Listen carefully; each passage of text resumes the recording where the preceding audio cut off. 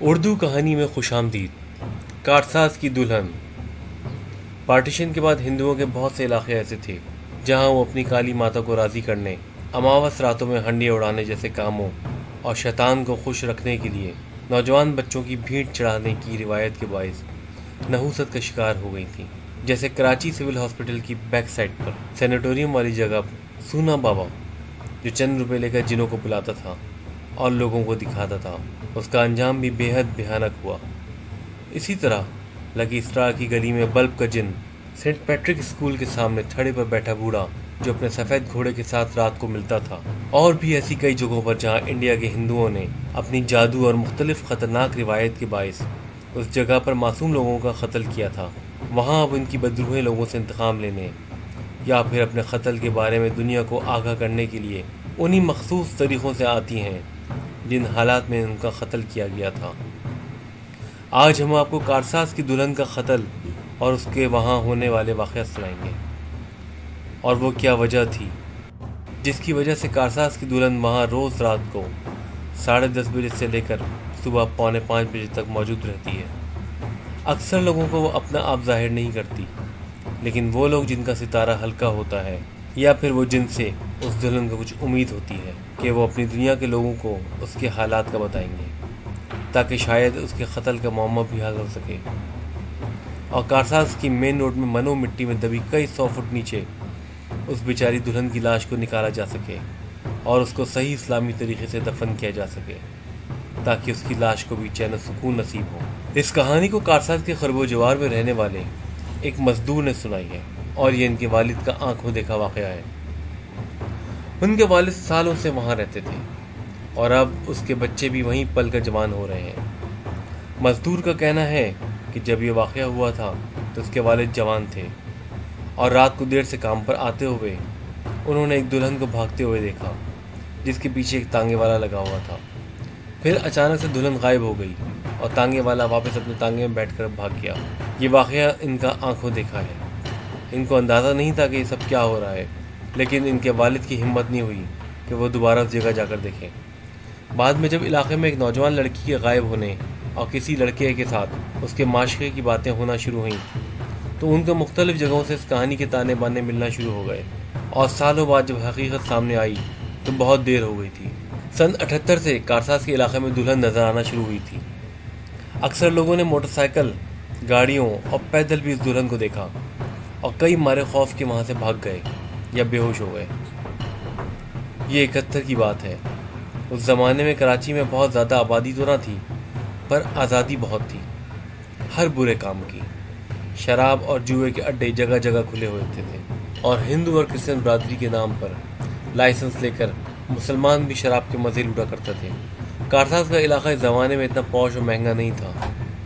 Main road کی بائیں جانب چند کچے پکے مکانات تھے، اور ان کے پیچھے جھگیوں کا ایک نہ ختم ہونے والا سلسلہ تھا۔ کراچی کی آبادی اس وقت PIB، لالو کھیت اور صدر جیسے علاقوں میں ہی ہوا کرتی تھی۔ ناظم آباد بھی اس وقت ایک میدان ہی ہوا کرتا تھا جہاں مسلم لیگ اور جہانگیر آباد میں اکا دکا گھر ہوا کرتے تھے، اور بارشوں میں اکثر 3 ہٹی والا نالا بھر جاتا تھا تو صدر والی سائڈ اور سینٹرل والی سائڈ کا آپس میں رابطہ ختم ہو جاتا تھا۔ ایسے میں کارساز وہ واحد جگہ ہوتی تھی جہاں سے لوگ گھوم پھر کر ناظم آباد یا پھر اپنی دوسری منزل کی طرف جایا کرتے تھے۔ سن 71 میں ایک ایسی ہی بارش میں بھیگتا ہوا ایک نوجوان جو نیلم کالونی کا رہائشی تھا، PIB جانے کے لیے یہاں آ کر پھنس چکا تھا۔ طوفانی بارش تھمنے کا نام ہی نہ لے رہی تھی۔ بارش کا پانی سیلابی ریلے کی شکل اختیار کر چکا تھا۔ اسی دوران اونچائی پر موجود جھونپڑی کے ایک رہائشی ایک بوڑھے نے اس نوجوان کو دیکھا جو پانی میں بری طرح سے پھنس گیا تھا۔ بوڑھا فوراً مدد کے لیے پڑوس کے 2 مردوں کے ساتھ شدید بارش میں پھنسے اس نوجوان کی طرف لپکا جو تقریباً اس سیلابی ریلے میں بہنے والا تھا۔ قریب تھا کہ اگر چند منٹ تک اس کی مدد نہ کی جاتی تو وہ پانی میں بہہ جاتا۔ بوڑھے نے اپنے کندھے پر لٹکے کپڑے کو بل دے کر رسی کی شکل بنائی اور اس کو لڑکے کی طرف اچھال دیا۔ لڑکے نے فوراً اس کو اپنے ہاتھوں میں مضبوطی سے تھام لیا، اور پھر تینوں نے مل کر اس نوجوان کو پانی کے ریلے سے اپنی طرف کھینچ لیا۔ بوڑھا اس نوجوان کو اپنی جھونپڑی میں لے گیا جو خاصی اونچائی پر بنی تھی، اور بارش کا پانی اس سے کافی دور تھا۔ کارساز کی جھوپڑ پٹی والی سائڈ اس وقت بہت اونچی نیچے ہونے کے ساتھ ساتھ اکثر ٹیلوں پر تھی، جنہیں بعد میں خاصے عرصے بعد لیول کر دیا گیا تھا۔ جھونپڑی میں بوڑھے کی 3 بیٹیاں تھیں۔ جھونپڑی خاصی کشادہ تھی، بیچ میں کپڑا ڈال کر 2 حصے بنائے گئے تھے۔ بوڑھے نے نوجوان کو سامنے کے حصے میں بٹھایا اور اندر چائے بنوانے کا بول کر آ گیا۔ واپس آ کر اس نے اپنے کپڑے کا جوڑا اور تولیہ اس نوجوان کو دیا اور کہا کہ کپڑے بدل لو اور سکون میں آ جاؤ۔ نوجوان نے فوراً کپڑے تبدیل کیے اور بالوں کو خشک کرنے کے بعد بوڑھے کا شکریہ ادا کیا۔ تو بوڑھے نے بتایا کہ ایسا اکثر ہوتا ہے کہ بارش کے دنوں میں لوگ اس جگہ کو دوسرے علاقوں میں جانے کے لیے استعمال کرتے ہوئے پھنس جاتے ہیں اور ہم لوگ ان کو بچانے کی کوششیں کرتے ہیں۔ کبھی کبھار سیلابی ریلا اس قدر تیز ہو جاتا ہے کہ ہم لوگ بھی اپنی جھونپڑی سے باہر نہیں نکل پاتے اور اللہ جانے ان لوگوں کے ساتھ کیا ہوتا ہوگا۔ تم خوش نصیب ہو کہ ابھی سیلابی ریلا اتنا تیز نہیں تھا، ورنہ ہم تمہاری مدد کو نہیں آ سکتے تھے۔ تھوڑی دیر میں بوڑھے کی بڑی بیٹی چائے اور سموسے لے کر آ گئی اور نوجوان نے بوڑھے کو گرما گرم چائے پیش کی۔ تیز بارش اور اتنے خراب موسم میں گرما گرم چائے اور سموسوں سے نوجوان کو نہ صرف موسم اچھا لگنے لگا، بلکہ جب اس کی نظر چائے لانے والی پر پڑی تو خراب موسم بھی خوبصورت دکھنے لگا۔ پہلی نظر میں دونوں میں محبت کا جذبہ جاگ اٹھا اور پھر بارش ختم ہو جانے کے بعد بھی لڑکے کا وہاں سے اٹھ کر جانے کا دل نہیں چاہ رہا تھا۔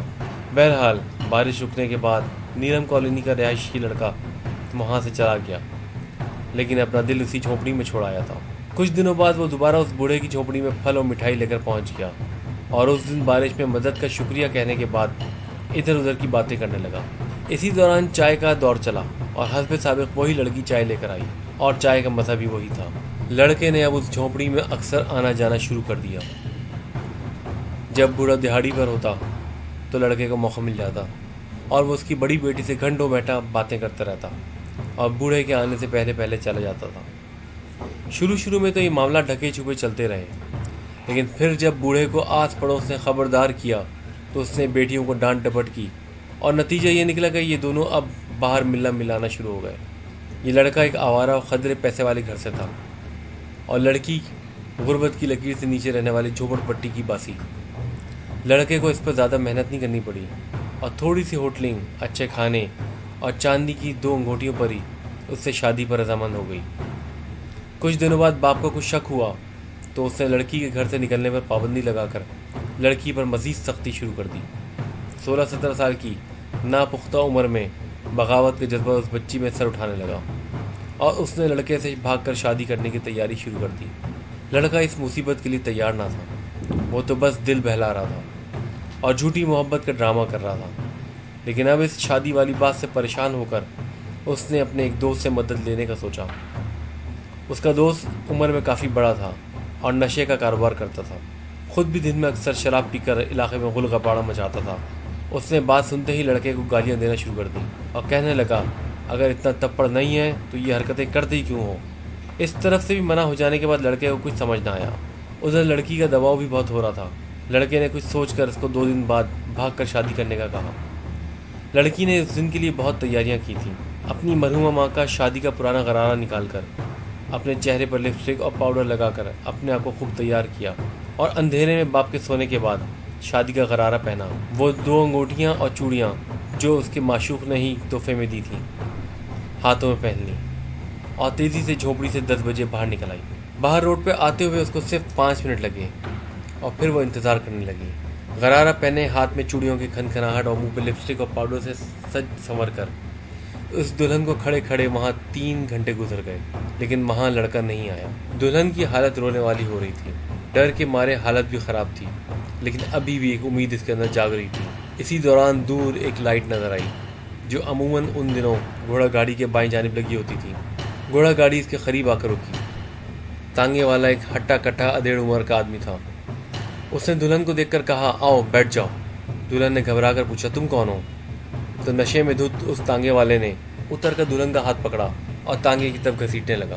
دلہن اس آفت سے گھبرا گئی، اس نے زور سے تانگے والے کے ہاتھ پر کاٹ لیا اور اپنا ہاتھ چھڑا کر وہاں سے سیدھا ٹیلے کے پیچھے کی طرف بھاگی، جو بارشوں کی وجہ سے ایک گہرے اور خطرناک نالے کی شکل اختیار کر گیا تھا۔ اپنا ہاتھ سہلاتے ہوئے اور منہ سے مغلظات بکتے ہوئے تانگے والا اس دلہن کے پیچھے پیچھے بھاگتا رہا۔ دلہن کی وہ جگہ دیکھی والی تھی، دن میں بھی اس کا کئی دفعہ اس جگہ پر آنا جانا ہوتا تھا، اس لیے وہ تیزی کے ساتھ بچ کر بھاگ رہی تھی، لیکن پریشانی اور گھبراہٹ کی وجہ سے کئی دفعہ اس کا پاؤں پھسلا اور نالے میں گرتے گرتے بچی۔ اسی وقت دلہن نے جو پیچھے مڑ کر دیکھا تو اسے تانگے والے کا ہاتھ اپنی طرف آتے ہوئے دکھائی دیا. وہ فوراً چیخ مار کر بچنے کے لیے پلٹی تو اس کے پاؤں کے نیچے سے 2 پتھر لڑک گئے اور وہ اپنا توازن کھو بیٹھی. نیچے گرتے ہوئے اس کے حلق سے زوردار چیخیں نکل رہی تھیں، لیکن وہاں اس وقت تانگے والے کے سوا اور دوسرا کوئی نہ تھا جو ان چیخوں کے پیچھے جاتا. لڑکی کے گرنے سے اطراف کی نرم بھری مٹی بھی گرنے لگی اور اچانک دیکھتے ہی دیکھتے نالے کے اطراف میں موجود ایک مٹی کا بڑا تودا اس نالے میں گرا، جس کے نیچے اس دلہن کی چیخیں دب کر رہ گئیں. تانگے والے کو اچانک کسی تیسرے کی موجودگی کا احساس ہوا. وہ فوراً مڑا اور اپنے تانگے کی طرف بھاگتا چلا گیا. لڑکی کے لاپتہ ہونے پر اس کے باپ نے کچھ عرصے تک اس کو اپنے طور پر ڈھونڈتا رہا. پولیس میں رپورٹ کروانے سے ڈرتا تھا، جہاں عزت کے علاوہ پیسے بھی جاتے. یہ سوچ کر پولیس میں FIR درج نہ کروائی.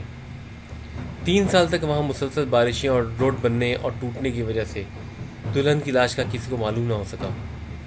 اور پھر 4تھے سال گورنمنٹ کی طرف سے کارسات کی روڈ کی بھرائی ہو گئی اور پوری جگہ کو لیول کر دیا گیا. اب اس دلہن کی لاش کہاں دبی ہوئی ہے، یا تو وہ دلہن خود جانتی ہے یا پھر اس کا اللہ. اس کہانی کو ہمیں جس مزدور نے سنایا، اس کے والد کا انتقال بھی بہت ہی پراسرار طریقے سے ہوا تھا. اس کا کہنا تھا کہ میرے باپ کے خواب میں وہ دلہن اکثر آتی تھی اور انہیں وہاں بلاتی تھی. پھر ایک دن وہ گھر سے نکلے اور رات گئے تک نہ آئے تو سب تشویش میں آ گئے.